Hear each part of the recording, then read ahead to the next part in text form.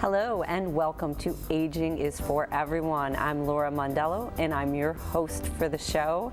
Have your grandchildren been asking you to friend them? Does your nephew want to Skype you? Are you wondering what they're talking about? If you're one of those people who's heard about social media but you just don't know what it is and how to get started using it, this is a show for you. I'm very happy to welcome Kim Tomaszewski, who is the Netcracker. Hi, Kim. Hi, thank you for having me. It's great to have you, Kim. And also Patricia Keller, who is one of your students. Yep. Thank you for having me. Hi, Pat. It's good to have you here. Kim, you teach older adults to use the computer. Are a lot of people like wondering what is social media? You know, they hear about it, and what's the interest out there? Yeah, from people? absolutely. Well, you know, there are a lot of older adults who are reluctant and kind of intimidated by technology. And I find that a lot of the children and grandchildren are really wanting them to get interested in using social media because that's where they live. If you notice, your grandchildren are always on some kind of an electronic device, whether it's an iPad or maybe a smartphone. And if you want to be involved in their lives and know what's going on, or even just accessing information and connecting with maybe some old classmates, using social media is great. Facebook, I have a lot of people who are on Facebook. They also use Skype. I've had several students who have connected with their children across country and sometimes in other countries using Skype. Wonderful. For somebody who doesn't know what any of that is, how would you explain like Facebook and Skype and even email to somebody who maybe hasn't ever used a computer? I mean, there are people who haven't. There are a lot of people who haven't and think that they can't do it. Right. Pat is one of the people who has embraced technology, and what I would tell people is email is like sending letters, but it's sending letters using a computer. You're typing a note, and one of the things that's really nice about email is that, like for myself, when I taught in the school system, I couldn't check my telephone and I couldn't make phone calls. But in between classes, I could look quickly at my email. So if my children had sent me a message, it was easier for me to check email than it was to make phone calls during the day. So that's one of the reasons email is so popular. Skype is video chat. You can make free telephone calls. And so you have your loved one in front of you on the computer. Right. And you can see them. You can see where they're sitting. Maybe if they have a new puppy or they've just remodeled something, they can show you in their home in California. And you can hear them as well as see them. And then Facebook is just really fun. It's a way to connect and see photos.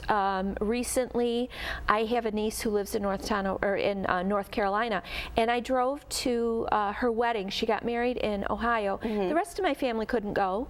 So when I got home, I posted all of the pictures on Facebook, so my entire family was able to enjoy the experience, at least through the photos. Right, right. So it's a lot of fun, especially for, I think, for elderly people who are not able to get out, or even in the summer, or in the winter time sometimes when you're kind of holed up in the house. Right, right. Okay. Right. Now, Pat, what has your experience been with? You didn't know how to use a computer at all, or had you had some computer experience?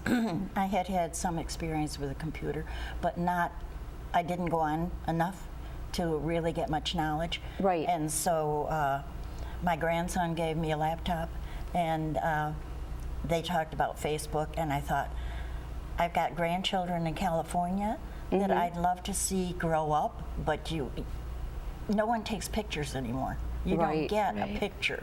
And so you go on Facebook and you get to see them as they grow, and you get to be a part of their lives, and you can comment to the statements and things that you see.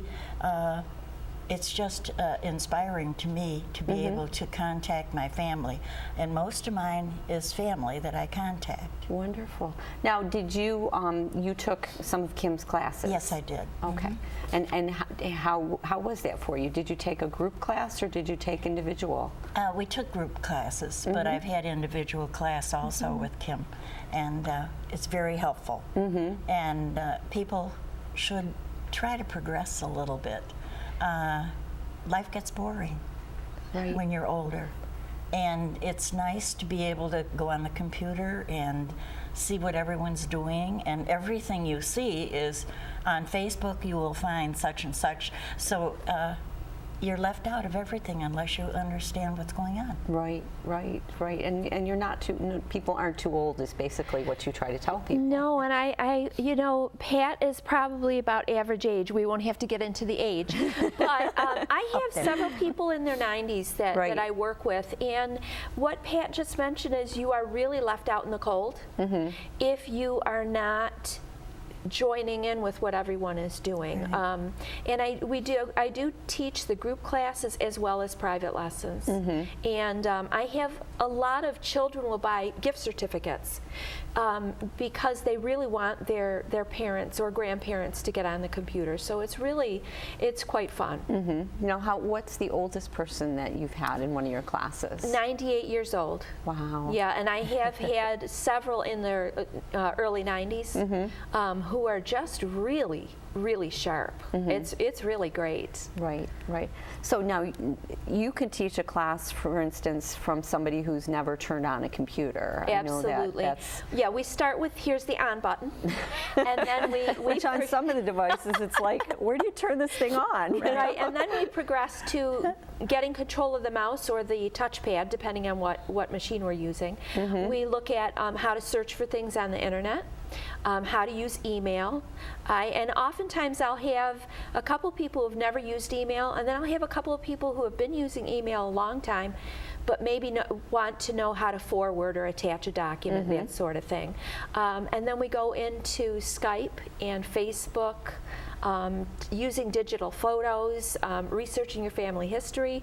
It's really great fun. Right, it sounds like it, because like you said, there's a lot of things that you can do, and if nobody teaches you, sometimes you can pick things up on your own, but it's helpful to have a guide. Now, Pat, what would you say to somebody maybe who's thinking about it but a little bit scared about trying? I have friends that are on email, but they don't go on Facebook.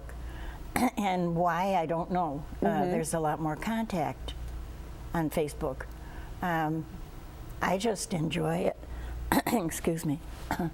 I enjoy being able to contact. I have 11 grandchildren and 11 great, and some of them are on the West Coast, so I get to see what's going on in their lives, and I feel bad for the people who don't enjoy learning. Right. I mean, you never are too old to learn. Right. Well, That's and great. I think oftentimes the people who have tried maybe have tried without assistance, or maybe the person who's tried has just not been able to help them the way that they need to be helped. Right. And so sometimes taking a class, especially a class that's a smaller class. My classes, we never teach more than 5 people, and each person has their own laptop. I provide the laptops if they don't have their own. Right. And so I think it depends on what your experiences are. You have to be very patient and meet people where they are.